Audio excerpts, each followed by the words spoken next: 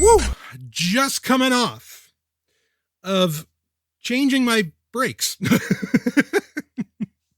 I'm not kidding. The Golden Stallion, the man of tomorrow, Savzu, the rated R radio star, here for you. An old term they used to get bantied out about me was the hardest working man in anarchism. I didn't mind that at all, and I'll tell you, today is one of those days. Look, not that I think we're from Mars necessarily, but if we had a 26-hour day, I don't know how much I'd complain about that. But anyway, okay. So I changed half of my brakes, got the front brake pads changed and all that. I have a lot more to do, but that I'll do tomorrow. And of course, you're going to end up with more content tomorrow. Actually, there's going to be content pretty successively throughout this week. I'm very excited to share a lot of it with you. This is what I am doing here. Basically, earlier today, that's how fresh this is, folks. But it also plays into a conversation that I won't share details on, but that I had with a longtime, tremendous listener who, over the years, has also become one of my dearest friends. And it was a pleasure to catch up with him. I'll just put it this way. We might have some content down the line. Not going to promise anything on that, but it could be somewhat relative to this. So when he hears this, maybe it'll spur him some as well. But anyway, what I have here. So on YouTube, I don't post much on YouTube. I do have a YouTube channel, more or less. I've used it in the past to upload and share like gameplay videos for the 2 video games that I have made to date. Of course, Hyperchronius and Ninja Trek, which those games are related, but anyway. And I would put up whenever like a patron, a Sovryn Tech patron, at the time when Patreon was more of a thing, I would put up when someone requested and they would say, hey, you've got to get this content out there to everybody. When the patrons would ask stuff that at the time was behind a paywall, when they would ask me to put it up, on YouTube, I'd do it. I'd make a very simple video. Frankly, I'd use Windows Movie Maker 2012, which has never been sufficiently replaced by Microsoft or really anywhere else. It is easily, and you can still install it. You can find the offline installer for Windows Live Essentials 2012, I think is what it's officially called. You might be worried about security issues, but it's one of those things that, you can still get your hands on and still works very well in Windows 10. It's just, frankly, there is no easier movie software out there unless you have, iMovie. And you're on a Mac or whatever, which, boy, that Apple event, maybe we'll get to that this week on Sovryn Tech. We'll see. But anyway, let's stay on topic. There is, but just to give you a little tech angle here, I really wish Microsoft, they came out with somewhat of a movie maker based around pictures that works within Photos in Windows 10, but it doesn't really give you the very simple options that Windows Movie Maker gives you. But for whatever reason, Windows Movie, the way that it's very simple edits, it allows for different fades and cuts and wipes, adding, just putting in pictures and being able to make them fit to time of whatever audio you want to put to it. It's always been my go-to for making any YouTube videos or any videos that I need to make. To this day, I still use it. And again, the version I have, and the last version ever made, is, as of this recording, 8 years old in 2020. It's really, really fucking brilliant. The best thing that ever came out of whatever they were doing with Windows Live, in my opinion. So anyway, there is no replacement for that, but I would use this and I would make very simple videos, and I will link to the YouTube video of which I am going to share the audio with you from. And it's complete. I realized that and it's interesting, and I'll talk about this. I realized that I never put this little compilation as the compilation that it is in the podcast feed. So what we have here is from what used to be the old Patreon only, what we called Zomia ONE Underground Q&As. Now, these are all available for free in the feed because there is no more paywall for Sovryn Tech at all. I am honored by the amount of people that still donate to the show and just appreciate what the show brings to everybody. And again, I've heard from many listeners how they feel I am absolutely ahead of the curve in getting rid of the paywall, that has become a problem, and you can feel it in the content and in the shows that are available openly and so on, where creating a paywall for a show has created a lesser product with other podcasts. And you know what? I can think of some examples where I think that's true as well. So I'm honored that you appreciate what I am doing here. And again, as I've always said, important information I will never keep behind a paywall. And this was true in 2017 when I initially put this up. So what this audio is, it's parts of two Q&As spliced together. It's specifically Q&A, or let's see, I think they were subscriber episodes number 35 and 36. I forget which exact Q&As those were because those would be two different numbers. So, you know, the whole audio is available in that range. And I'm sure that they're named something along those lines. But again, this is audio that's originally from mid 2016. Okay. And the video that where I compiled these two separate episodes, because one episode's about egoism, as in egoist anarchism, Max Stirner's school, right? And the other is about ethical hedonism, two subjects that I get a lot of questions about. The title of the video that's available on YouTube and will remain there for as long as YouTube doesn't take it down anyway, is The Philosophy of Egoist Anarchism, Ethical Hedonism, and Max Stirner. Now, the audio that you're going to hear, this was, this video, let's talk about this video for a second. I have gotten, and you can see it when you go to the link, I have gotten a lot of, for me anyway, a lot of comments on this video. It is one of the most commented videos that I have. It has over 13,000 views as of this recording in 2020. That's somewhat on the higher end of videos that I've put up. I know that's actually for a YouTube video, that's not bad. I mean, it's not in the millions of views or something like, say, Angry Video Game Nerd gets, and that's fine. I love his work. But for the everyday, for an average person, and especially for somebody who, and really you got to understand, folks, I put no effort whatsoever into YouTube. I put it up there. It's available for people. It makes it easy to share. Great. There you go. I used to put effort into putting Sovryn Tech on YouTube.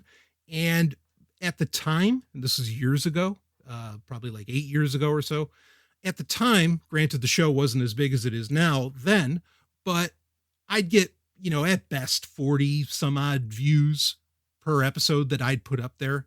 So I didn't really see it worth the investment because as great as Windows Movie Maker is, it takes a little bit of time to make one, to still go through that process. It does add some time to make these things. So anyway, so this is, for my work, fairly popular. And I think on average for YouTube, over 13,000 views is, fairly substantial. Okay. It's not in the hundreds of thousands. It's not in the millions, but that's not bad. So this is a compilation, and you'll hear where it kind of cuts, and it just opens up hard because I was just taking these two subjects and it kind of worked, and it was requested by a supporter of Sovryn Tech. Yeah. Why don't you put together, your conversation around egoist anarchism and hedonism, and then maybe people could understand where you're coming from. When you talk about anarchism and when you talk about egoism and when you use the word hedonism, even though I absolutely consider myself to this day an ethical hedonist, egoist anarchist or just egoist is probably the best moniker or label that I could fall under. I have no problem with standing up, I guess you could say, for either of those terms. And, lately in the past few months, I've gotten a lot of comments on these videos, and or on this video specifically. And a part of me wonders, in fact, I was listening to NPR. I was listening to On Point. I shared the episode I was listening to. I shared it in the Telegram group if you want to join that and check that out. But it was a recent episode, and they brought up, amazingly, the guest they had on. His last name's Bregman. He has a couple of very interesting books out there that I'm sure I'll be talking about at Sovryn Tech at some point. But they talked about anarchism, and for NPR to have a conversation about anarchism and not to instantly write off the term, I was rather stunned. I was just absolutely amazed that they were basically taking anarchism seriously, as a serious train of thought, not as in Molotov cocktail throwing, because that's sure as fuck what I'm not about that. I'm the most peaceful guy you'll ever meet. It really blew my mind. And I think what's happening is, especially in this election year in the United States, I think overall people are starting to say, hey, maybe we should question how civilization is organized. And anarchism is getting revisited, for lack of a better way of putting it. So I got a comment today, and that's kind of what inspired me to do this. And I'm going to read you the comment. You can go to the YouTube, to the YouTube video, and you can see the comment for yourself. But it's by, and I apologize if I'm mispronouncing the first name. But it's Lau Guerrero. I think I got the Guerrero part right. So here it is. And I think they were talking about the entire episode, because the way that I labeled this episode was that if you look at the video, like I put little pictures in explaining what's, kind of being talked about, very basic stuff. But anyway, it says it is a casual breakdown of the philosophies of hedonism and egoist anarchism. So that's how I describe the video, which is really just audio, but that I made. So the comment from Guerrero here is, here it is, quote, "That's probably the most blistering takedown I've ever heard. I'm not an anarchist and went through a phase where I argued on Facebook against some anarchists, and I always thought that their ideas were pretty easy to pick holes in. But your takedown was a thing of beauty precisely because it comes from an anarchist who knows what he's talking about, and therefore your criticism can't be readily dismissed." So I think he's more or less, or they, I should say, because I don't know, they are basically saying that my critiques of a lot of brands of anarchism that are out there, he thought that my critiques were very valid. He didn't get very far, or they didn't get very far in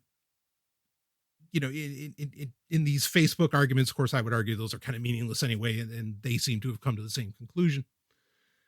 But just like, people that are constantly posting on Facebook, like, really, what are you changing? What are you doing? You're doing jack shit, it's feeling good from the armchair. It's the ultimate in armchair quarterbacking, right? So now there are brands of anarchism that I would not agree with, right? I don't go to the communist bent, but then there are extremes of, shall we say, a more market bent anarchism that I also have very real concerns around. And you'll hear some of them in this video, or in this audio from the video. But I really appreciated what they had to share. And I have gotten comments like this many times where, people hear me talk about anarchism and they're like, well, if that's what people thought anarchism was, or if that's what anarchism was, I'm all about it. And I'm honored by that. And again, I'm not a thought leader. I don't think of myself that way. I don't position myself in that way. I don't want to be, you understand. But I do know that often enough, I bring a pretty unique position to a lot of the things that I talk about. And I guess maybe that's why Sovryn Tech is fairly popular, even outside of subjects that are kind of its mainstay, right? Like science and technology. So we're going to cut to this audio. Again, the audio is from 2016. I can't say that, there might be some things that I would phrase differently. I don't know that there's a whole lot in it that I would disagree, that I would say, 4 years later, I disagree with myself about X. I have certainly, for lack of a better way of saying it, I have enhanced much of what I discuss in this audio from 4 years ago. I've expanded upon, I make it very clear in this that Max Stirner is not perfect. And I've said this for years, that there needs to be, The Ego in its own is a fantastic book on anarchism, but there needs to be expansion. There needs to be, I don't want to say edits, but it's something that needs to grow. And Stirner would want that as well. That seems abundantly clear within his own work. Okay. That book is not the end all be all, but it's a hell of a starting point. So I would say that there are things that I think Stirner was hinting at that could really, really use some expanding upon, some, better description, some, dare I say, updating, and not updating to please the Twitter mob or anything like that. Nothing of the sort. Updating based around, our better understanding of the universe itself, 200 years later. I think that there's a need for that. I am not saying I'm the person to do that, by no means. Okay. I'm just saying that there is a need for that. And, in my own idea, I don't even like the term ideology, but in my own thought processes, have I updated, Max Stirner's work in my own head? Oh yes, absolutely. Is that something I'll talk about at some point? Maybe. And, maybe you'll listen to this and this is open for you to do. Maybe you'll listen to this and you'll have questions. If you have questions about anything that I say in this, again, don't walk away from the show. Ask the question, because maybe it's something I have changed my mind on, or maybe it's something that I can expand on and we can have a better understanding. But I think that this is an excellent compilation that I think explores a lot of subjects, has a lot of critiques of what a lot of people think XYZ means, and hopefully brings some reality around it. And it seems to have worked, because again, this is a very popular video. In fact, I'm going to look, so a lot of people have listened to it, watched it, but it has 313 thumbs up and 18 thumbs down on YouTube. So percentage wise, that's pretty damn good too. So you let me know. Now, if you want, you could comment on the YouTube video itself. You can email me questions@sovereigntech.com. You can engage me in the Telegram group. Everybody knows how active I am there. Hell, you can hit me up on Twitter. Okay. I have started tweeting again for varying reasons, but you can also DM me on there. I've gotten DMs lately from great listeners, stuff that I'm going to talk about on the show, certainly. So here it is for you. This is, again, me 4 years ago talking about, and this content used to be behind a paywall. It's available now. It's been available for some time now for free, but, this video that I put up is from 2017, but me discussing egoism, ethical hedonism, or should I say egoist anarchism, ethical hedonism, and a bit about Max Stirner. And, I get pretty scathing about a lot of libertarians as well. So more of the celebritarians, right? If you know what that means. So check it out. I hope you enjoy it. I will leave you with that. And I am going to I'm not going to come back at the end. I am going to let the audio just ride itself out and end. And again, more content to come out this week. Got some great stuff that I want to discuss with you. But what I want to discuss with you right now, or what past me wants to discuss with you, is egoism, hedonism, Max Stirner. Let's go to it from 2016, and I'll see all of you on the other side. So this past week, in the most recent, was it episode 6 or episode 7? Of there was Orgies in the Graveyard was the episode of it. I know that. But in the episode of Sex and Science Hour, I talked about Max Stirner during the after show where we cover the Amazon purchases, because somebody bought Max Stirner's The Ego in Its Own. Stephanie asked me to sum up as quickly as I could, like what is Max Stirner getting at? What is he pushing or putting out there? And so I talked about that. And I've talked about Max Stirner for years. I talked about it back when I was on Free Talk Live years ago. I said The Ego in Its Own is the best book on anarchism available today. There might be one better out there. There might be one that's on par. How about I say that? And I think I mentioned it during the Sex and Science Hour episode, but it's Michel Onfray's the Hedonist Manifesto is just a brilliant little book. And in fact, he uses one of his examples of how to organize as anarchists is the union of egoists, which is what Max Stirner talks about in The Ego in Its Own. And he said, like, this is just the most brilliant, organizational tool that's ever been devised. And I agree. I've been saying that forever, is that no, the way you set up any kind of society is through a union of egoists, which can vary in size. It doesn't have to be, it could be small, it could be large. But you do it under the auspices of what a union of egoists, means. So anyway, the question I got about Max Stirner, because I do talk so prominently about him, was on Twitter, and I'll answer it here. Would you consider Max Stirner a libertarian, even though property rights wasn't part of his philosophy, which emphasizes individuality? So that's a great question to bring up. Okay, so first off, like, Stirner isn't perfect. Who is? But but like, even egoism, which is egoist anarchism, which is Stirner's philosophy, still is left with much to be desired. And I think everybody kind of knows that, and that's why so many people point to The Ego in Its Own as like just this foundational text that everybody sort of builds off of. Like, even Marx built off of it. Rothbard even built off of it. Benjamin Tucker built off of it. Lots of people built off of Stirner's works, and they give credit where credit's due. Now, of course, sometimes when these people build off of it, I think they severely misinterpret, what Stirner had to say.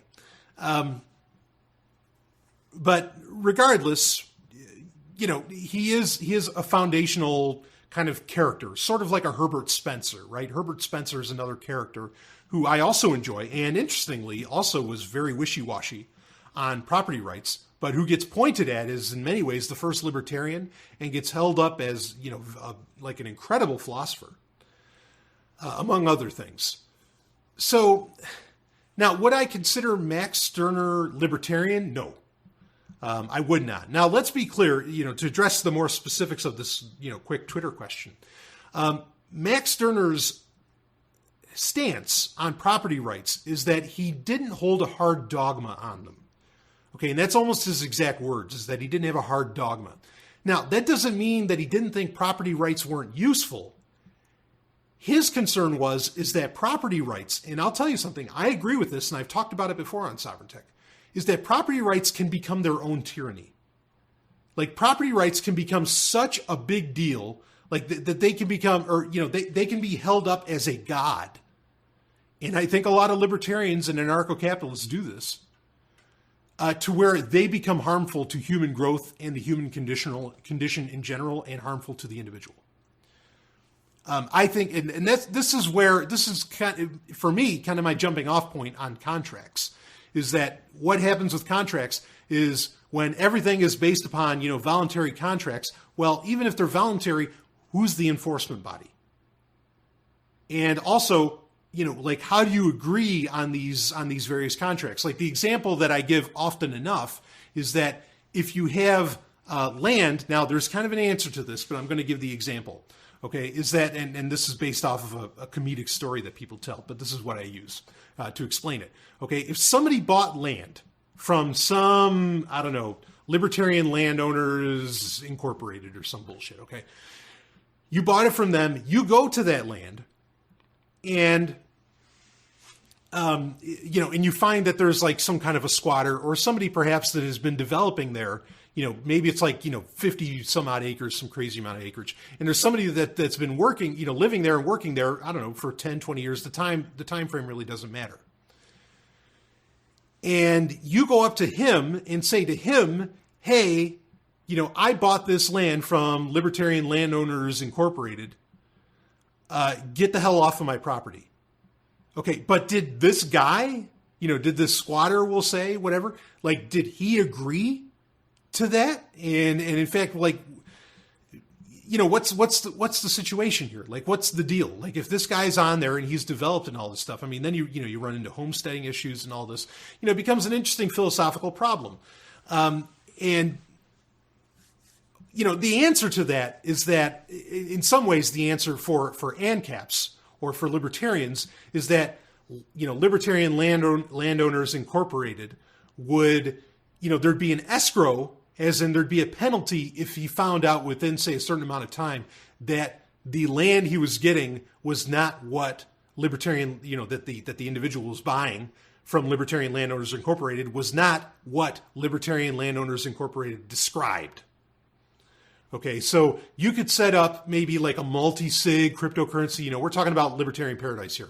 Okay, you could set up some kind of multi-sig where that person would get their money back, or they'd get some kind of deposit back or something once he finds out, oh shit, there's this guy on here, I don't want to kick him out, or this isn't exactly what I signed up for. However, it all shapes up. Like that's sort of how you would do that. Is technologically that's how that would get solved. But what if the guy doesn't want to give it up? Like, who does that really belong to? Does it belong to did it originally belong to Libertarian Landowners Inc. just because they said so? And like, if this guy is on the land, like, how do you get rid of this guy? What if the guy says, no, I want, what if he calls up the individual that bought the land, that has the title, that has the contract, calls up Libertarian Landowners Inc. and says, you need to get this guy off the fucking property. So then you have to have an enforcement body around that contract. But the guy that's on the property, he didn't agree to that shit. And there's no requirement for him to agree to that stuff. Unless you're going to start building fences everywhere and, laser fences or something to keep all these. I mean, I think you can see where this is going. While there are some degree of solutions, I think that could be done that allow for a peaceful resolution, there's other solutions that lend itself to tyranny, in my opinion. Because you're going to have an enforcement body around, like, say, contracts and all this different stuff. And contracts, is to some people is like the basis of how, private property would work, in a libertarian paradise. That's how it would be arbitrated, whatever else. Okay, but that enforcement body becomes a really big issue. And this is a huge issue with, lots of people are trying to get into this. Ethereum, BitNation, like there's a ton of blockchain projects that are trying to get into where, they are, they're becoming the contract organization in all this. And so it's like, oh, okay, so you can put your land title on Ethereum. All right, who's enforcing that land title? Ethereum drones? It becomes a huge issue. Like, there aren't exactly answers for that. So that's where I agree with Max Stirner, that with property rights, while he wasn't against them, he didn't have, like I said, he didn't have a hard dogma, or he didn't want them to be a hard dogma, because he envisioned, and I think properly, how they could be used, how property rights could become its own form of tyranny against the individual. This conversation could go on forever, because we could talk about how, what exactly, okay, as long as it's voluntary, right? That's what everybody gets all hot and bothered about. Hey, well, if they signed it, that's it. It's over. They turned it over. What define coercion? Like define voluntary. Like like manipulation. When does that come into play? There's a lot. There's a whole lot. Libertarians and ANCAPs try to make the stuff so cut and dry. They try to think, well, it's simple. It's simple, when these things are incredibly complex. And often, really, the only way you can handle any situation is case by case. You can disagree with me. That's okay. I don't mind if people disagree with me. All right? But I'm just saying that there's, a lot of things that I hear as far as being solutions that that doesn't sound very free to me. That doesn't sound very voluntary to me. Or I can see where it wouldn't exactly be voluntary. And in those cases, it becomes very problematic. I mean, let me describe this. So, like I said, I self-describe as an egoist anarchist, just because it's the best term around, that I can run with. And I don't really have. There was a time where I would have called myself an anarcho-capitalist, I suppose. I don't really necessarily have a problem with a lot of the basic tenets of anarcho-capitalism. My problem with anarcho-capitalism is, first off, is the solutions that get laid out. I think they're terrible. I really haven't heard any good ones. Not really. For okay, well, how do we handle things in a stateless society? Every book that I've read, and I've read most of them, especially from ANCAPs, including lesser-known authors that are moronic, the solutions are horrendous. They're terrible. They are just set up for exploitation, which is exactly what people say is the problem with capitalism, is that it exploits. And it's like, well, yeah, I mean, honestly, even under anarcho-capitalism, even though they say, well, no, you can have blah, blah, blah, you can do this under anarcho-capitalism, it's all going to be fine, blah, blah, woo, paradise. Even though they say that, it's so set up for exploitation. And honestly, when you look at so many of the people, not all, I know lots of great people that call themselves anarcho-capitalists. I really do. But the people that have any kind of, say, mouthpiece, they're scum. They are the scum of the fucking earth, or they're just stupid. I don't know many of them that I have a whole lot of respect for. I mean, they are so bad. You read their posts and it's like, wow. Or even follow them on social media and the trauma's on display. It's like you're telling people how to act when, if we ever get to a stateless society, you're saying this is how things should be, or you could do this, or you could do that. And baby, you don't have shit figured out. And it's so readily apparent that you don't. It's so bad.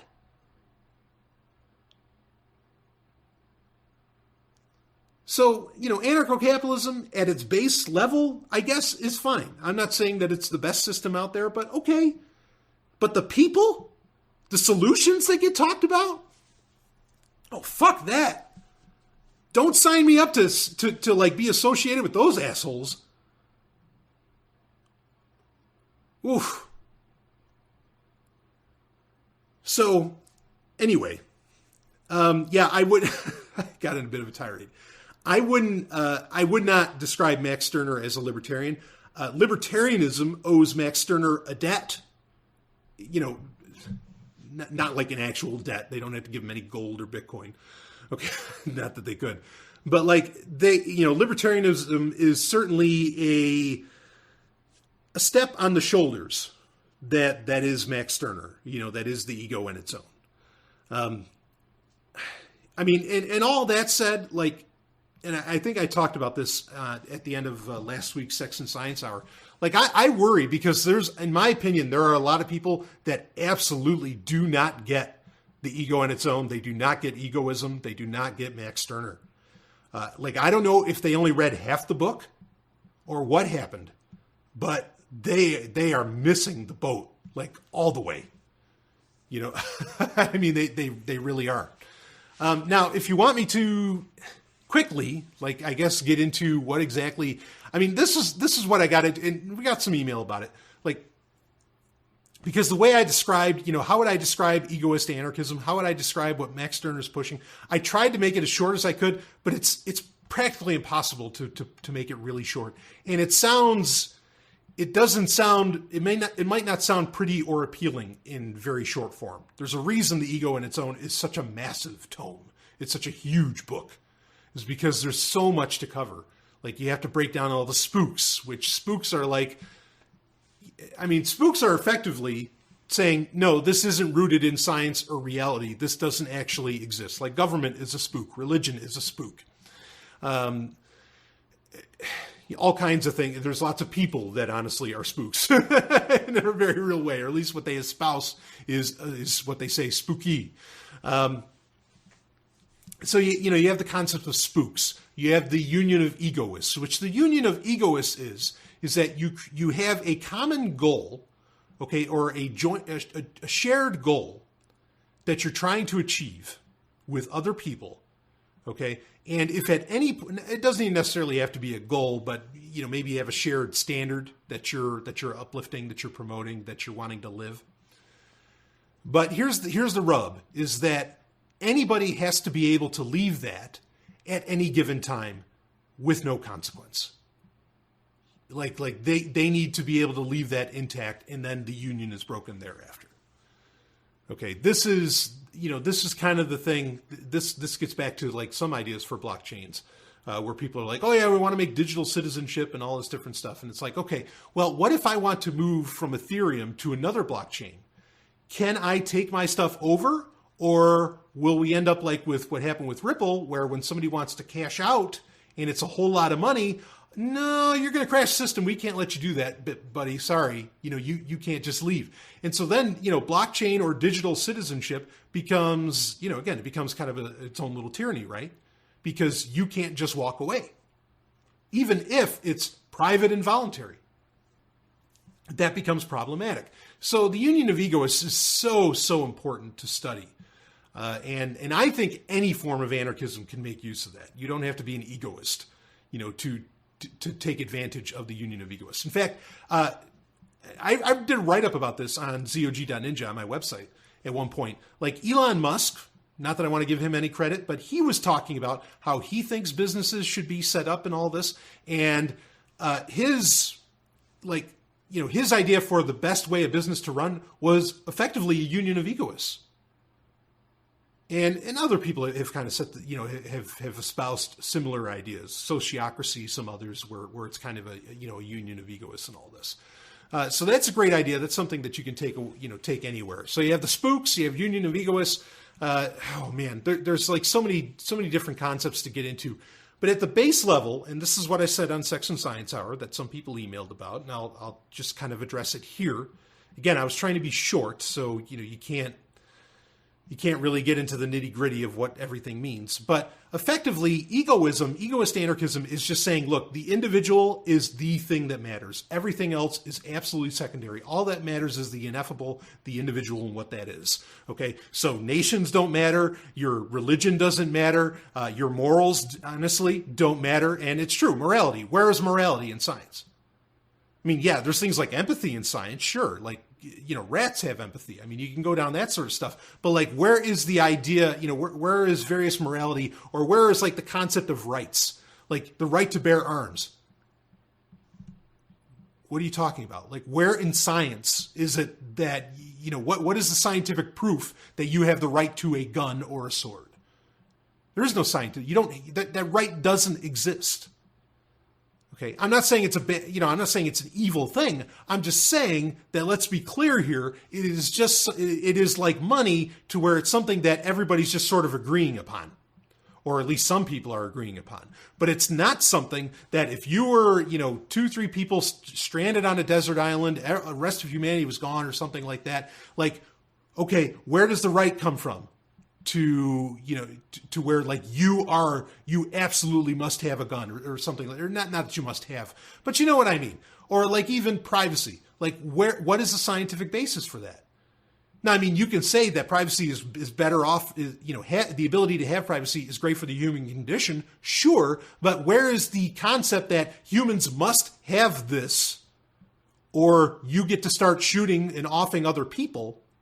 Right? Because that's the ultimate end of rights infringement. Where is that? It doesn't exist.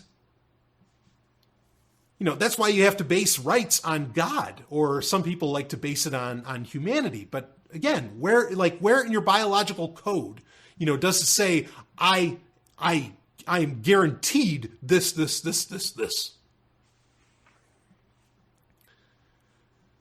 It's not there. I'm not saying they're bad ideas. They're great ideas. Yes, I think people should have the liberty of privacy. I don't like to use the word rights. I think people should have the liberty to own whatever property, that they can get their hands on, whatever.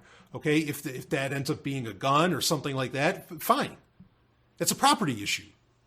Okay, all these different things. I think they're great, but let's be clear that, it's a human construct. It's not a part of the universe.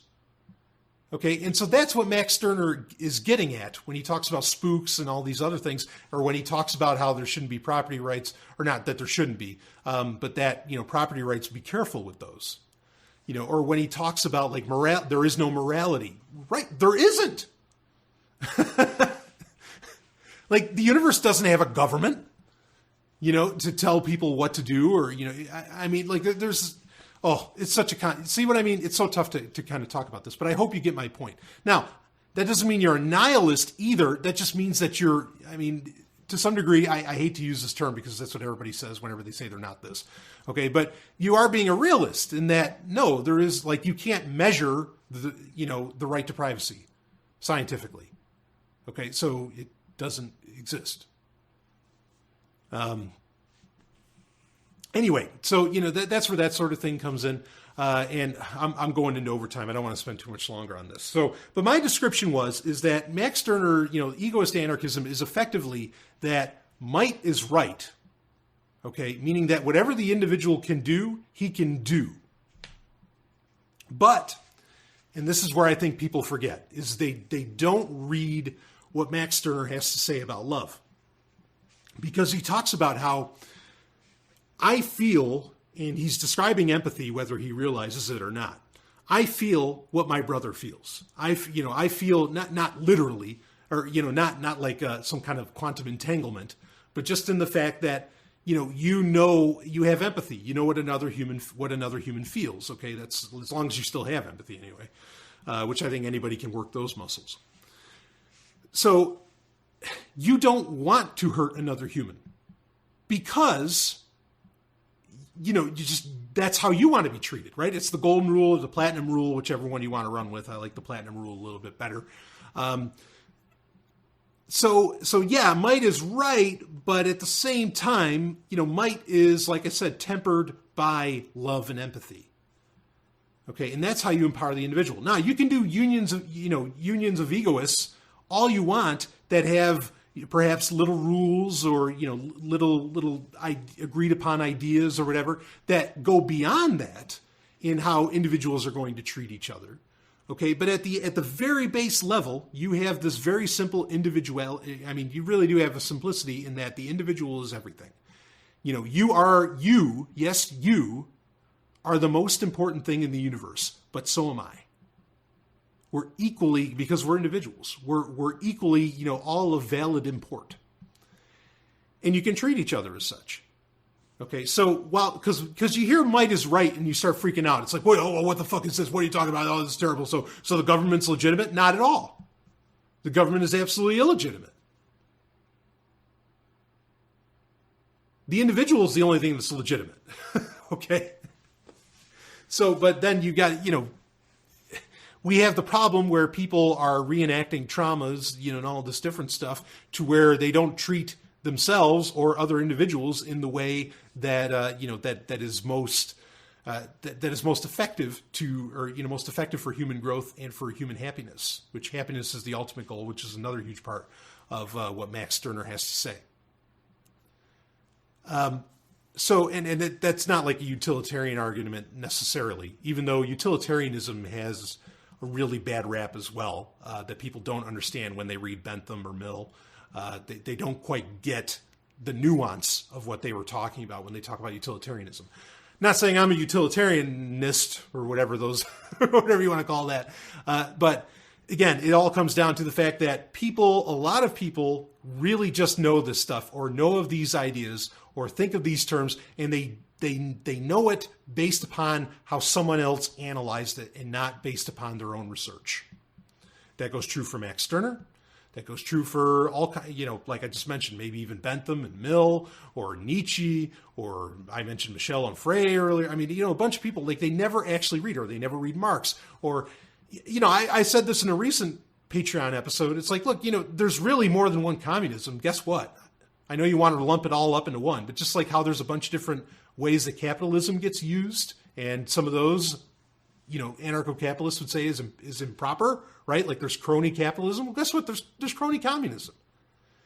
Okay. Not everybody agrees with Marx. There's lots of communists who more, are in the camp of, Bakunin and Peter Kropotkin, which Kropotkin's work is phenomenal.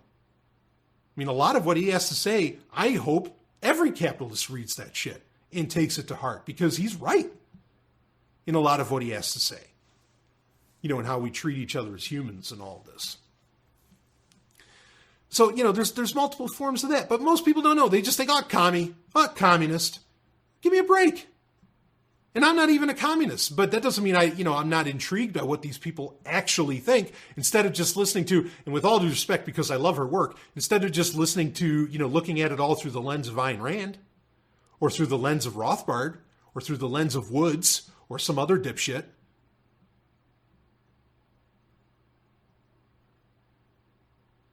I mean, if you want to trust them, fine. But guess what? You might find out that people think differently than the way that some of these other versions of anarchism get parlayed. Like that they don't know. Actually, they don't subscribe to the way that Woods describes it, or the way that Rothbard describes it, or the way that, even Mises describes it. Even though Mises is, a lot of socialists actually really like Mises. I bet you didn't know that. They do. But anyway, I've gone on too long with this. So, question everything. That's the order of the day. Question everything. I hope that kind of explains it. Yeah. So, I mean, just again in brief, Max Stirner, not a libertarian. Yes, libertarians have learned a lot from him. Just like Herbert Spencer, I really don't think he's a libertarian. Not the libertarianism that Americans talk about. Libertarianism originally, in its original use, was actually a term for communists. It was not a term for capitalists. So you could say there may be more libertarians in that way, but again, Stirner, as much as even some of Stirner's fans say to the opposite, Stirner wasn't espousing any kind of culture, any kind of economy, really. He was just saying, look, you have to hold up the individual and the individual alone, the ineffable one, and that being you particularly. So there you have it. I hope I explained that in some kind of fashion that made sense for you. But you can ask more specific questions if you want. And please, if you disagree with anything I'm saying, message me. Okay? Maybe you can change my mind. I actually have a very open mind. Okay? That's why I'm willing to read books from people that are part of either economic persuasions or philosophical persuasions that I don't share. As to where, in my opinion, I see a lot of, ANCAPs or libertarians, and they are so fucking closed-minded. And of course, whenever you call them out on it, it's like, well, don't be so open-minded that your brain falls out. To quote another asshat, that is not an argument, and it's not. That's horseshit. So, anyway. And I don't like to quote the person that I just quoted, because not a fan. But anyway, now let's get into... all right, so I'll pull up the question here. And it's, hey, Brian, another question for you. Since you've mentioned it in the past, I wonder if you could talk about hedonism, your definition, what it means to you, how you put it into practice in your everyday life, how you came to it, whatever you feel like discussing. So, and I responded to this person quickly and just said, yeah, I think I'll get to that in a Q&A. And based off of last week's conversation, I think it's a good one to have now as well. But I've promised this for such a long time, and I think I talked about this in a recent Q&A as well. I have a lot of little episodes that I need to finish, and that I just, that I really want to be very well done. I want them to be very well laid out. Things that you could potentially, in the future, at first they'd be Patreon content, or at the very least, you yourself could take the information and talk to other people about it. I want kind of complete cases made. Not just simple 20 minutes on a podcast or something like that, but full, almost a course on a subject. Okay. And one of the ones I've wanted to do for a long time that I've worked on, I have, quite a bit of it done. And I keep wanting to add more, and I really want to address the critics, with it and all that without having to really do another episode on it or something. And the one is hedonism, because probably people say this kind of shit all the time, but I have, other than unfortunate times where I fell to the lure of religion, which I won't let happen again. Done a little too much work on myself to make sure of that. My whole life I've been a hedonist.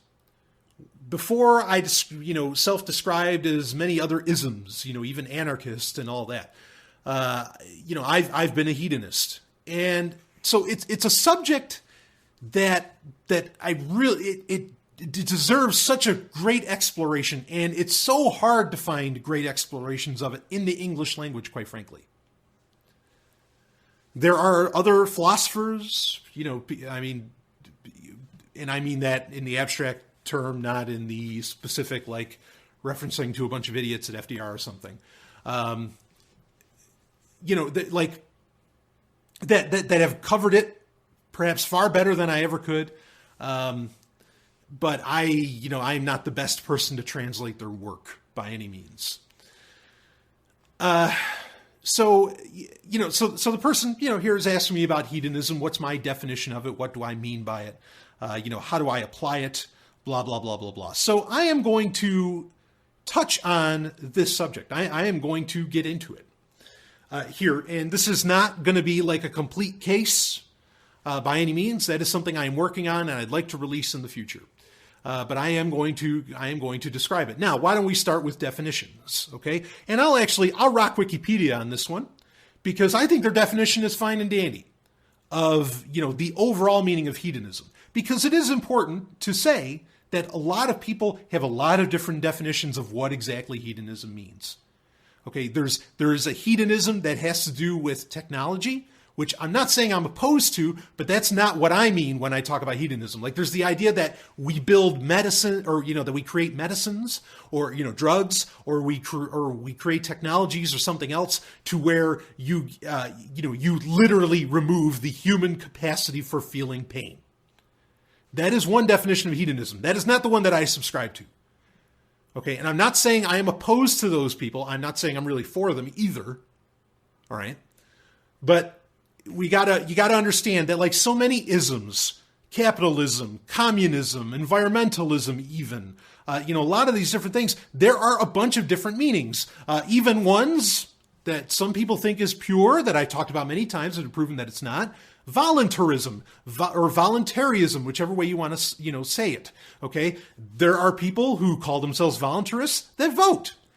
The person that invented the term, Karl Wagner, said that electoral politics have no part in voluntarism. So obviously you have two voluntarisms.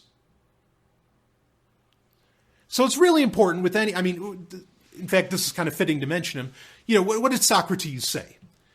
That the beginning of wisdom is the definition of terms? This is true, okay? And so I'm happy to describe, even briefly here in this Q&A, what I mean by hedonism. All right, but I want you to know that, yes, there are a lot of people use the term hedonism for all kinds of things, and there's not just one hedonism. I think there's one kind of abstract sort of definition that people say, I don't want to say refine, but that they forge into whatever their own goals are. Okay. But just like, Epicureanism, okay, is a version of hedonism. It is one type of hedonism. It is not the only type of hedonism. So why don't I read the definition here, the abstract definition that I have no issue with, and this is directly from Wikipedia. Hedonism is a school of thought that argues that pleasure and happiness are the primary or most important intrinsic goods in the proper aim of human life. A hedonist strives to maximize net pleasure minus pain. So let's be clear on what exactly, like how could people twist like such a simple definition? Or not twist, but use such a simple abstract as what we just read, okay? Now, there are people who, so like take Epicureanism, okay? Which I don't, somebody called me an Epicurean. I wouldn't take much umbrage with that. I don't think that it exactly describes me perfectly, though Epicurus was brilliant And there's definitely a lot of what he had to say through a hedonist lens that was so far ahead of his time that it makes you wonder. I'm not going to tell you what it makes you wonder, but it makes you wonder. But okay, so Epicureanism, like that version of hedonism, is not the idea that is not necessarily debauchery. It is not the idea that you just go out there and you go seek every single passion, fulfill every passion you have at any given moment, and devil may care, right? All that. Okay, that's not what Epicureanism says or espouses as a hedonistic philosophy. What it espouses is that you take steps in life to experience the least amount of pain. That is wholly different from going out and seeking a good time. Or, all the wild pleasures and all that. Like, those are two totally fucking different things. But your average run-of-the-mill conservative, or even liberal, or, even your average run-of-the-mill libertarian, but I repeat myself, seemingly on all counts these days, don't seem to understand that. Like, that those are very different things. Now, I'm not opposed to either. Like, I mean, if that's like the life you want to lead is going out and just, fulfilling every single little desire you have, rock and roll. You go for it. I won't judge you for that. You go do your thing. I don't care. Okay? If your goal in life is to minimize pain, go for it, baby. Who would argue with that? Well, I imagine there are people who would. They were called Stoics, but that's no. But we'll save that for a little bit later in this conversation. Okay, all those definitions are really fine, but also neither of those really stand in contrast to the notion that pleasure and happiness are the ultimate goals in life, which, interestingly enough, also Ayn Rand said was the ultimate goal. Of course, she had how do you get to that? And, how you get to that is through productive achievement, living the heroic life and all this, which is in many ways, in my opinion anyway, that's just another form of hedonism in a very real sense. I don't think you could say that capital O objectivism is a hedonism, but I would argue with you that little o objectivism, okay, which, capital O objectivism is, Leonard Peikoff's, all his shit, yay government, if you don't have government, you're just going to get taken over by the next warlord, blah, blah, blah, all that crap, which I don't agree with at all. But, the more of the existentialism that is, small O objectivism, a lot of the more, kind of the three axioms that Ayn Rand would espouse, not so much the political stuff. Like, praising IP, which that's nonsense. But, going by the three axioms, existence, identity, all that. A lot of that, I think that's effectively hedonism. I mean, she was really pushing Epicureanism in a very real sense. I mean, she had some other parts that were just crazy, like women can't be in charge or, stuff like this. I mean, it was damned odd, frankly. But so it just brings up my point that under this abstract notion of what hedonism is, okay, which is, again, the school of thought that argues that pleasure and happiness are the primary and most important intrinsic goals and the proper aim of human life, you can come up with all these wild different philosophies or philosophical schools. So keep that in mind, that when somebody says, what do you mean by, when somebody says I'm a hedonist, you need to ask them, well, what do you mean by that? Like, what is your school of hedonism, exactly? So I like this next paragraph in Wikipedia, so I'm going to read that. And it is, ethical hedonism is the idea that all people have the right to do everything in their power to achieve the greatest amount of pleasure possible to them. It is also the idea that every person's pleasure should far surpass their amount of pain. Ethical hedonism is said to have been started by Aristippus of Cyrene, a student of Socrates, who we just mentioned. He held the idea that pleasure is the highest good. Now, there you go. There is the start of what I mean by hedonism, this ethical hedonism, okay? And it plays off very nicely if you listen to last week's Q&A when we talk about what Max Stirner was espousing. This falls right in with egoism. This idea that your pleasure, you are the most important thing in the universe, right? That's the whole tenet of egoism. Of course, then so is everybody else. So this ethical hedonism is really important. And so I'm going to give a little bit of history, and then I want to talk about personal application and what it means for me and where I first came upon hedonism. In fact, maybe I'll start with that. How did I come upon hedonism? What was my first experience with hedonism? Well, it certainly wasn't from reading Aristippus of Cyrene, nor was it reading, like the Art of Happiness by Epicurus. My first experience, there was a Christian book. The title is escaping me at the moment. I'll admit that. But there was a Christian book that talked about how hedonism, and this is in the 90s, how hedonism was taking over America.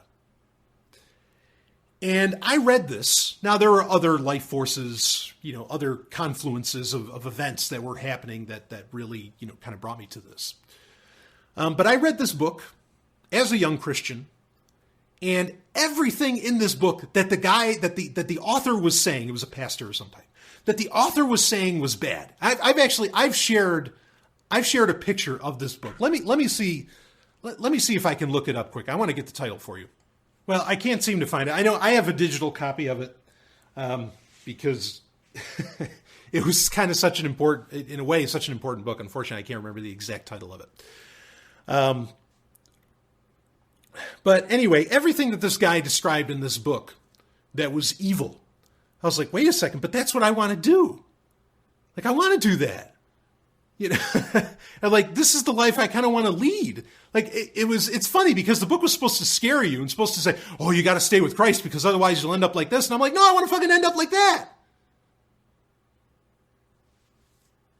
And so then I started, and the guy, he talks about Aristippus, he talks about Epicurus, and he talks about some of the opponents too, like Epictetus and some others.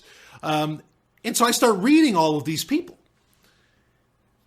And, I'm reading Epicurus, and I'm even, not that there's really anything left of Aristippus much anyway, but, what you could find out of like some Greek books. Most of the works you find about Aristippus, you find out through the Nicene and Ante-Nicene fathers. Like it comes from reading either Christian texts that critique, or it comes from like reading Plato or some of these other guys. It usually comes from critiques. You never find the autographs from these guys, probably because hedonism, in my opinion, and I'm just laying this out here before I even get into, a lot more of hedonism, but probably because hedonism actually sets people free. And philosophers of the past 2,000 years don't want that. Even philosophers today who say, want you to vote for Trump,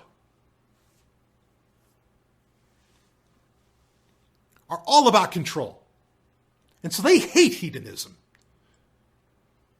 because that's about actually being free. In fact, there's writings of where Aristippus got, I think it's in, Aristotle might have talked about it.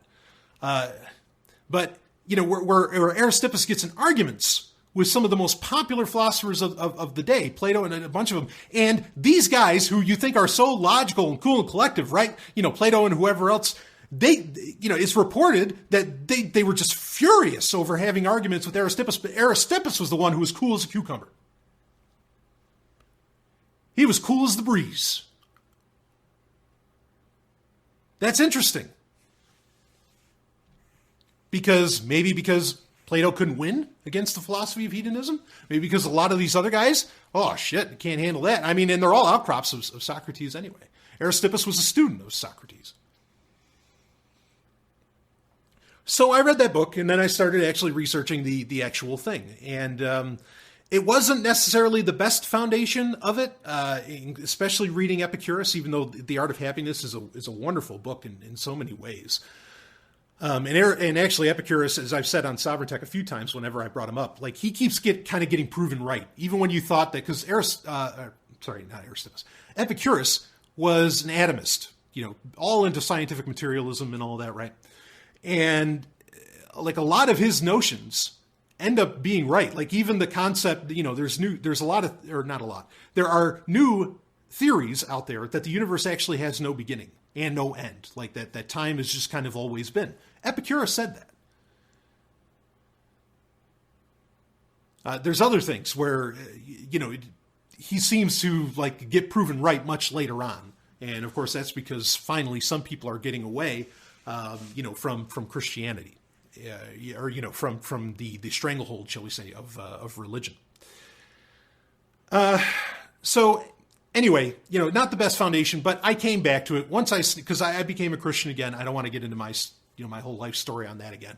But after I got out of the military and I finally snapped out of the haze of war, effectively. I came back to hedonism and atheism, which those are. So this is worth bringing up too. Hedonism and atheism are part and parcel. Like they are so intertwined. I could imagine now there's the idea of carnal Christians who think that, because of Romans 9, they get to do whatever the hell they want, and that in fact sinning makes them greater in God's eyes. As long as you keep going for forgiveness, because they misconstrue a quote by the Apostle Paul. I'm not talking about them. But there are Christians who, I think, what's his name? John Piper, who is, I don't even know if he's still alive, a very, very famous Calvinist pastor. And he believes in he has what's called a Christian hedonism, which is the idea that you do everything to the pleasure of Christ. Like everything is for the pleasure of Christ. Ooh. Even when I was Christian and I heard that, I was like, there's something a little off about that, in using that term, because that just doesn't, that's really, and I get it. John Piper was trying to sell books and he was trying to be controversial by using the word hedonist, but those two terms just shouldn't even belong to each other, not in any way, shape, or form. So hedonism is very much intertwined, with atheism. So as I came to atheism, I think the logical extension of atheism is hedonism, and vice versa, and all this.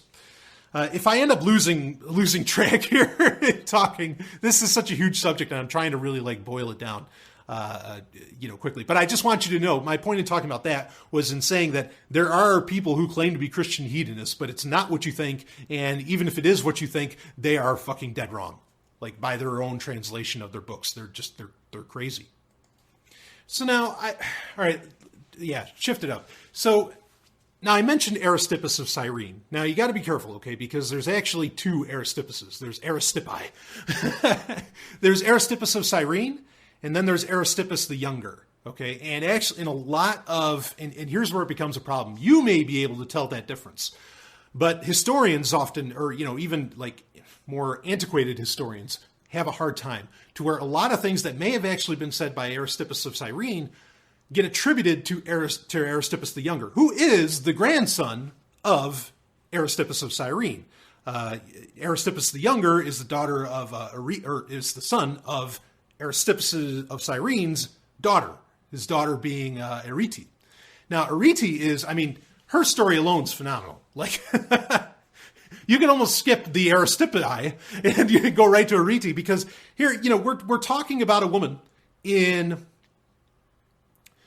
the 4th century, 3rd, 4th century BCE, who was the writer of 40 books. She was a professional philosopher. And here's the deal. It's not like there weren't other female philosophers, but she made her living off of being one. That was exceptional.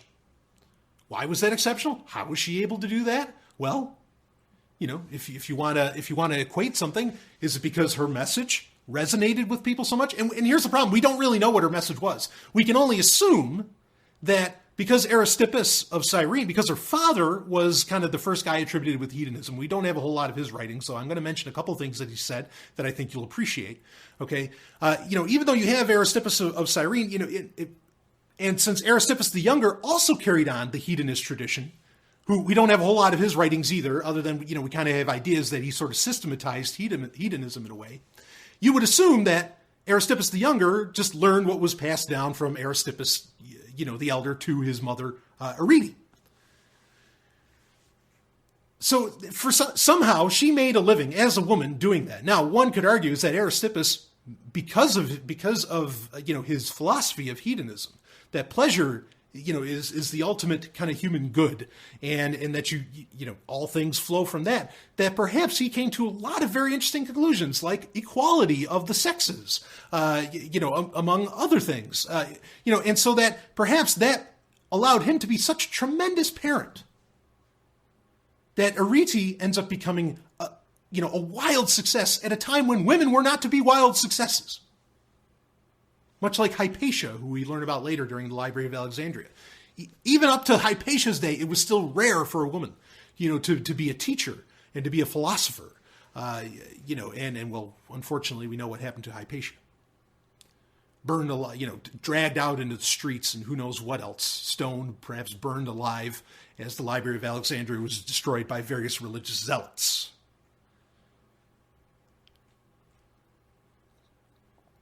So, you look at these lives and you have to wonder how big a part is, one would argue that philosophy, says everything about one's life. And so, what do you have here that comes out of that? And, well, I think it's interesting to look at the lives of these people. But anyway, so Arete is a success story in and of herself. And perhaps it speaks to the success of the philosophy of hedonism itself. And I'm being very short here. I'm not going really, really deep on a lot of this, folks. So if you're going to say I'm doing some kind of fallacy, go ahead and tell me, and maybe I'll address it quick because I'm not. Okay, I have a lot more that I could say based on everything. I could do an hour. I could do 4 hours on every single name that I've brought up so far. Okay, I'm trying to be quick here. I'm trying to keep it condensed. So anyway, let's talk. Let's go to Aristippus of Cyrene, who is arguably the guy that kind of started this whole shtick. One of my favorite quotes from Aristippus of Cyrene is, "Wise people, even though all laws were abolished, would still lead the same life."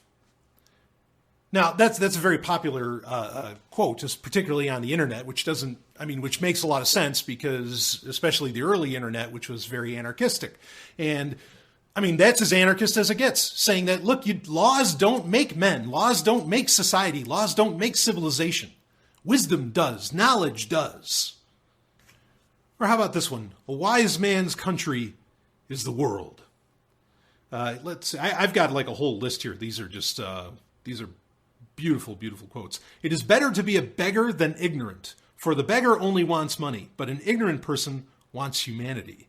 Ooh, what does that mean? Anyway, you could go on and on with Aristippus's life. Just wild, some wild stories to be had, where he's seemingly a very clever guy. And it's funny because he gets written about mainly by his detractors, and the detractors missed that he was ripping on them right and left, and he was making fools and asses of them. It's really quite the thing. So now that doesn't mean that Aristippus also wasn't a guy that, went about enjoying extravagance and courtesans and, all this other stuff. There's some things that were laid against him that I think were completely inaccurate. And you could tell kind of within the writing, say by some of these, some of his philosophical enemies, that they were trying to do a smear piece. But then, between the lines, you could see where there was the truth of it. So Aristippus is an interesting character to look at as far as coming up with a lot of this stuff, and was certainly a lot of thought in the ancient world. Again, most of these writings are, we talked about the Library of Alexandria, and it wasn't just the Library of Alexandria, you have the Library of Pergamum, you have tons of them, where a lot of these writings are just lost and they're gone. And you can kind of see why maybe, some people get conspiratorial around the Library of Alexandria because it spoke against the power of the day, and that people might soon figure out, holy shit, perhaps everybody would become anarchists, who knows? Or something like that. I'm kind of transposing some of my own ideas on them. Certainly, I can admit to that my bias may be creeping in. Okay, but hedonism in and of itself is anti-power, at least power over the individual. It is power for the individual, but it is power. It is against power that stands against the individual. Saying, even the power, not just government, but even the power of like social mores, which I talk about all the time, to where hedonism's like, okay, well, yeah, no, that's something you want to do. You can do it as long as you can do it. You don't go using anybody else's shit, but as long as you can do it, do it. As to where, a lot of social mores would say, no, you don't do that. You can't just go butt fuck somebody. Are you kidding me? That's terrible. That's horrendous. That's against God. Yada, yada, yada, yada, yada, yada, yada. And maybe that's in some ways, the way hedonism is best understood is in contrast to a lot of its detractors and a lot of its opposition. Perhaps the most popular opposition. Now, I want to get into. I guess I should see. I'm all over the place. You can see why I was doing a 2-hour show about this. Okay, I want to get into kind of how I apply it in my own life. That was something that was described, what exactly it means for me and all that. I do want to get into that. But I want to just discuss like that there's some people who say, well, what about the Stoics? Because Stoicism seems to be a very popular thing in libertarianism and anarchism these days. I don't know why, but it is. Now, here's the thing. Here's the primary thing to understand about Stoicism. Okay, and I've read Epictetus. I know the works. Okay, here's the primary thing that people miss, is that Stoicism says to you that your actions today, what you do today, like that you need to think about the future. You need to think about tomorrow. Not just tomorrow as in literally 24 hours from now. You need to think about when you're gone and how you're going to affect the world. In Stoicism, there is this kind of inherent idea that you owe something to the future. That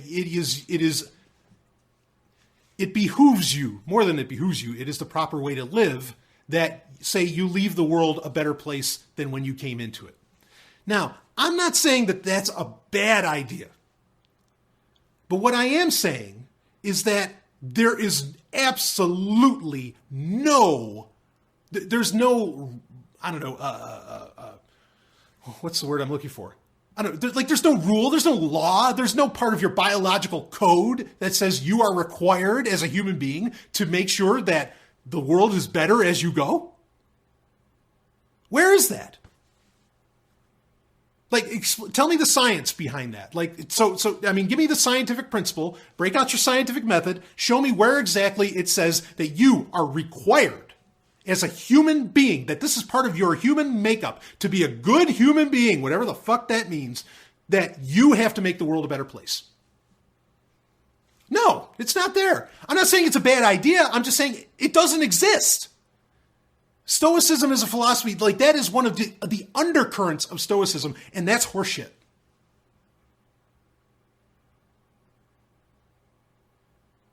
Now, does human pleasure exist? Oh, fuck yeah. What do you think you have all these sensory organs for? It is a part of the biological makeup of who you are. You could say pain is as well. I understand that, but then that becomes the choice. That becomes where the human creature goes beyond instinct and says, do I want more pleasure or do I want more pain? Or is there something, intermixed there perhaps for some people, kind of the quantum existence of human beings? There is nothing in Stoicism it has no scientific bearing whatsoever. That's where hedonism has a shit ton.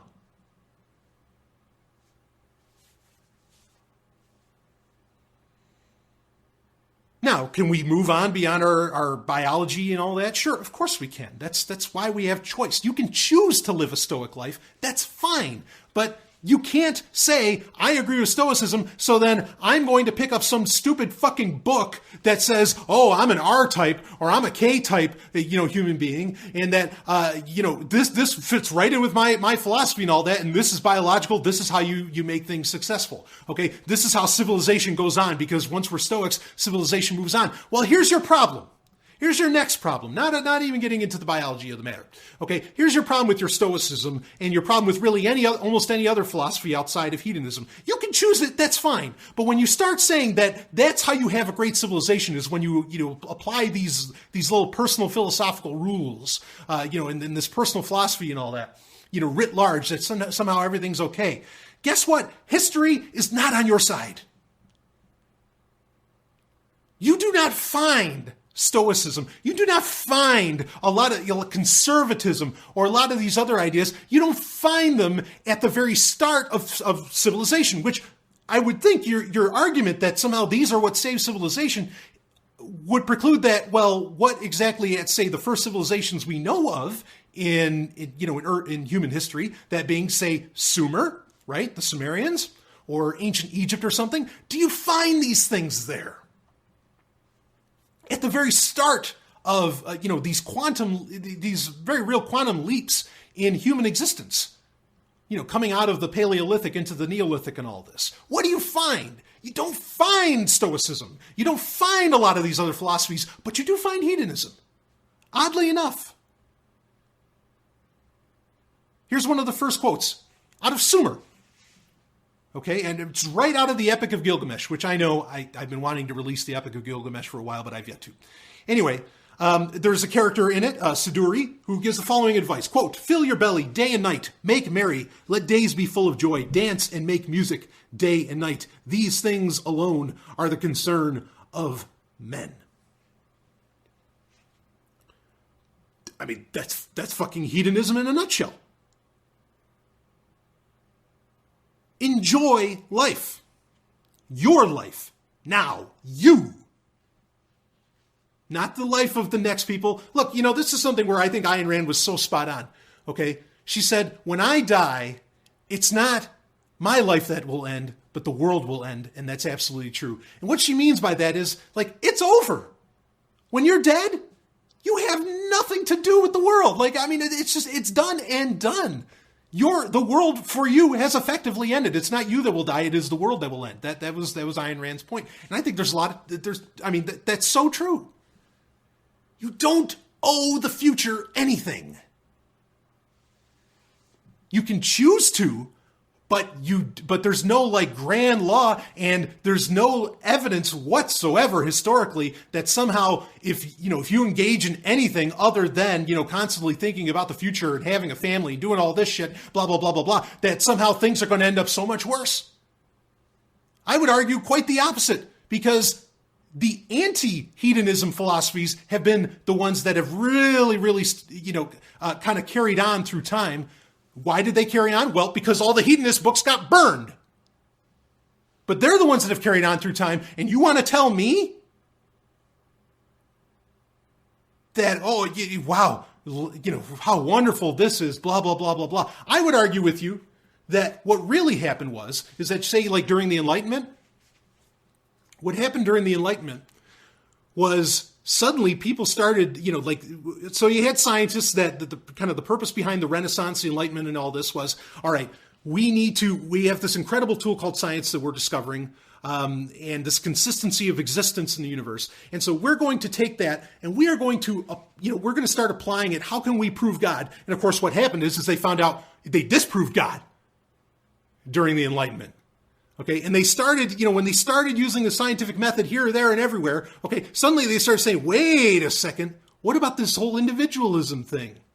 Because that's when a lot of this shit starts to crop up, is at the same time.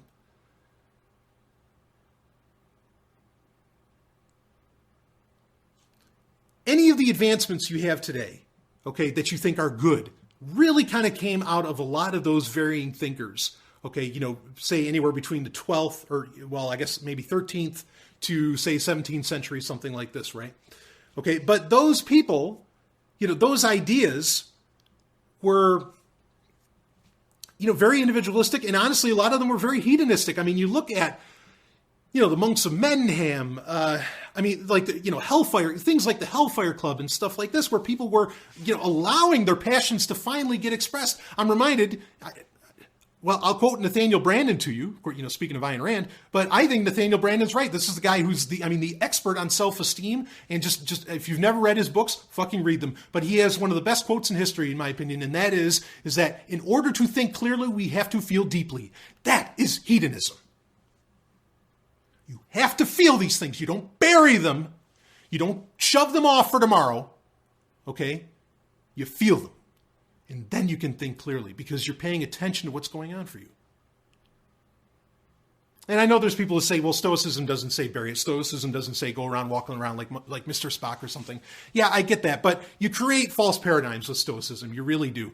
And I have so much more I want to get into. I'm going to try and wrap this up. You create false paradigms. There's the idea of instant gratification. That is such a false paradigm. People do not... maybe there's some people that go after instant gratification, but that term gets used way too much. All right. When people want something now, it doesn't have to do with the fact that they can't control their lust or they can't control their passion. It's because they want a guarantee in a world where everything gets taken out from underneath them by thieves. Have you ever thought about it that way?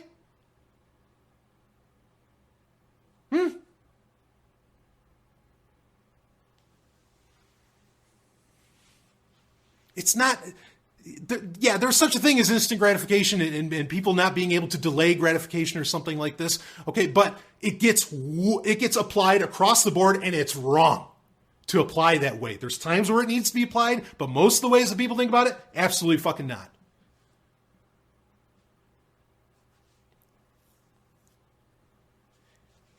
And it's so funny because like now a lot of these people that are against sort of like some of the ideas that I've laid out with hedonism or hedonism in general that perhaps that you would read about, and I know I haven't exactly described what it is, but it's just so funny that so many people that are against this sort of shit, now they appeal to biology. Like they bring up a lot of this R-type and R, this RK selection theory and all this bullshit. When it's like, these same people will tell you, like they're part of, say, like the no FAP movements, right? Where you don't jerk off. And all this stuff, right? And it's like, well, okay, wait a second. Let's see. Biologically, a person can come, like a man can ejaculate every 5 minutes to an hour. And they can ejaculate millions of billions of sperm. So biologically, what are they designed to do? Well, obvious, they're designed to come a lot. So what the fuck is this nonsense about, not fapping?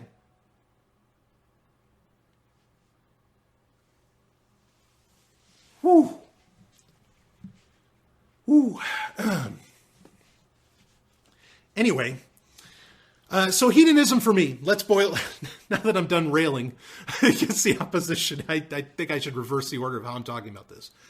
But hedonism for me is just that, is just what Aristippus talked about, what Ayn Rand talked about, what a lot of these different, characters or philosophers, people talked about, that, happiness is your number one goal. Now, like Max Stirner said, is that or even, here, I'll quote Robert Heinlein. What is love? Love is your happiness completely intertwined with someone else's.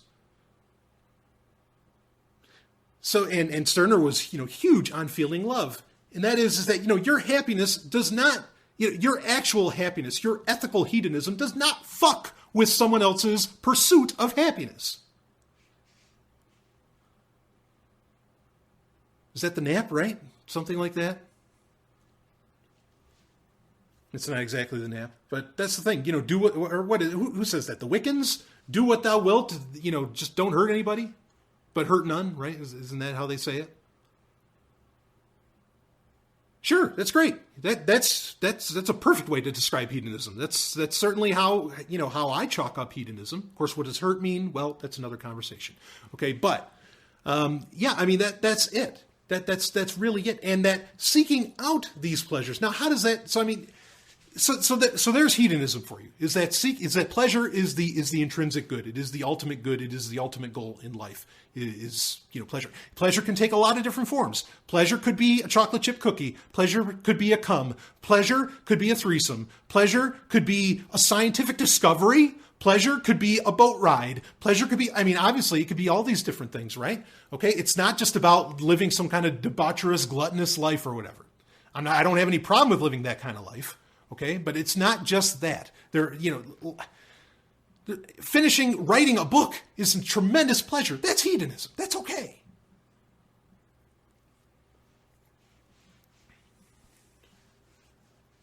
Hedonism is telling you effectively that when society says to you, as a whole, that just because society agrees upon something being a really terrible or evil thing, like how anal sex used to be considered the unspeakable act, hedonism says, no, it's not. As long as there's consent, actual consent, and as long as you're rocking it, because that would be part of, that would be part of the happiness, right? Is, intertwining it with someone else's experience. Okay. Rock and roll. Have a good time. Enjoy yourself. Call me in the morning if you want. And so how do I apply that in my own life? I hope I kind of described it. I think the abstract definition that Wikipedia gave was actually fantastic.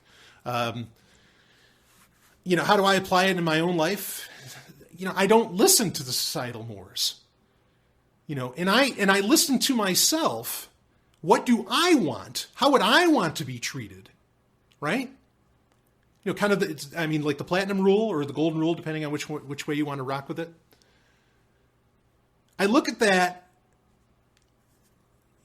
and there is, when I'm in touch with my pleasure, I can be more in touch with what I want out of life and how to respect other people. Because when I'm in touch with every aspect, all of my passions, all of my desires, all of my discipline, when I'm actually in touch with that, when I'm feeling deeply so I can think clearly, then I can better know how to respect other people as well. So that's one of the ways that it gets applied. It gets applied by, I don't believe in other people like ruling over me. Because their pleasure isn't any greater than mine. Unless I choose it to be, and I don't.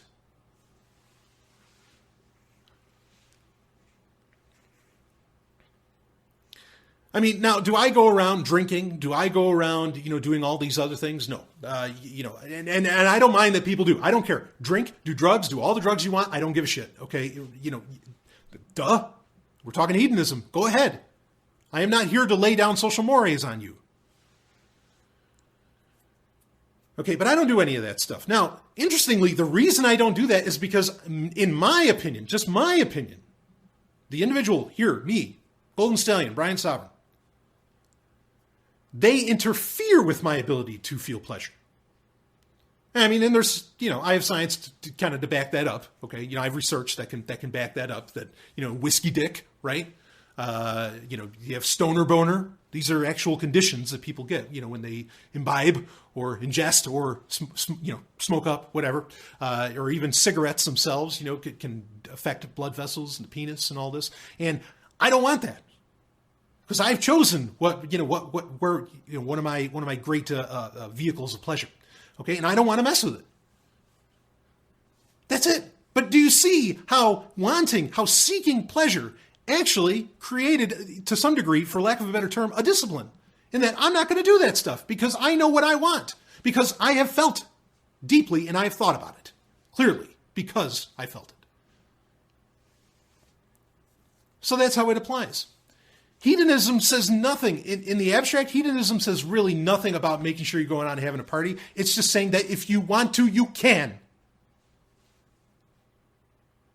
As to where other philosophies are saying,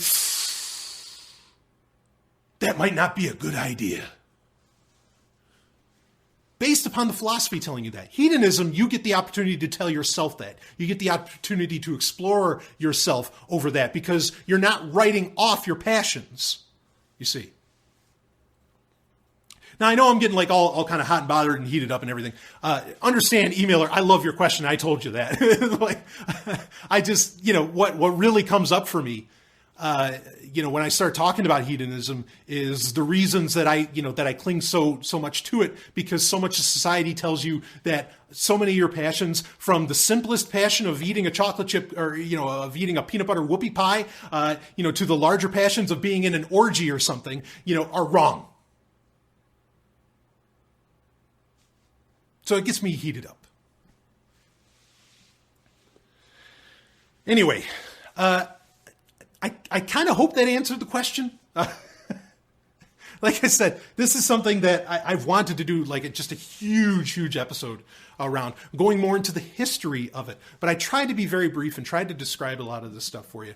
And I hope it helps. I hope it's what you were looking for. I apply it by accepting my passions and then being able to look at them, instead of just writing them off because society tells me they're bad, or because the country I happen to live in thinks that it's bad, or something like this. Like that. That's how hedonism can get applied. Do I have, say debaucherous sexual adventures? I certainly have.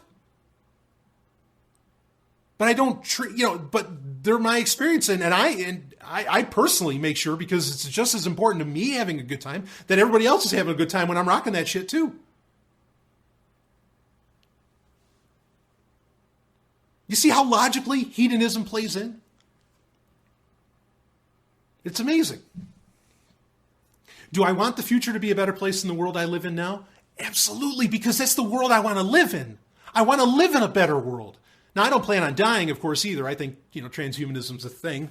Not exactly the transhumanism that most people describe, but regardless, I do that simply not out of some like stoic desire to, oh yes, the world must be better when I leave it. Or I need to think about tomorrow. It's not that. It's just that that's what I'd want to live in. So I'm trying to create it right now. That is my debaucherous desire, is to have a peaceful planet. Oh, how terrible. You don't need to have this. You don't need to feel a need or to have some kind of philosophy telling you need to be worried about tomorrow to have a better tomorrow. And that's one, that was one of the big pulls to me for anarchism, is that, it was that great crucible of truth where you hammered everything out and you got rid of all the non-essentials. And you struck the root, right? You strike the root. And what's left when you get to the root, and what can grow from that root when you finally realize what it is? That's exciting. That's the stuff but you got to get to that point. You've got to, and you've got to have that basis. You cannot just be constantly stepping back, okay, from, say, if you were a Republican or a Democrat or whatever, and you're just constantly like a little bit, okay, yeah, no, I'm like this. Oh, now I'm like this. Eventually you got to get to the point where it's like, okay, look, I think, all of these different philosophies or ideologies or whatever, they were, there's something off about all of them. And so I'm going to get to the root of this, and then I'm going to go from there. And that's what anarchism for me was all about. That was, I think, in my opinion, and I think there's actually a lot of evidence in what scant writings have survived because authoritarians burned it all, okay? What scant evidence survives is that hedonism in and of itself is anarchism. They are one and the same, and there's other people you can read. I've mentioned his name a few times. There's Michel Onfray, who does work on this. There's a few others out there. As I tried to connect, Max Stirner, I think, effectively, espouses hedonism.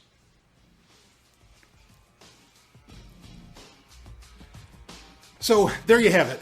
I'm going to leave it. I'm just going to leave it at that. And if people have more particular questions, or if you disagree with me, please go ahead, disagree. Tell me your disagreement, and I will discuss it. All right? And especially if you're a Sovryn Tech listener, look, I don't hate you. Okay? Just like this listener was asking, tell me, what do you think about hedonism? Blah, blah. They're just asking the question. I got, heated up, but I wasn't heated up as a listener. Go ahead, tell me. Instead of walking away, and saying, this guy is crazy, why don't you try having a conversation? You just experienced Sovryn Tech. Go to sovryntech.com, that's SOVRYN tech.com, and connect with us there.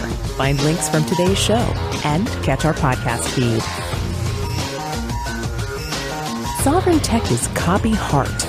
Copying art is an act of love, and love is not subject to law. So please share the show however you like. Welcome to the evolution.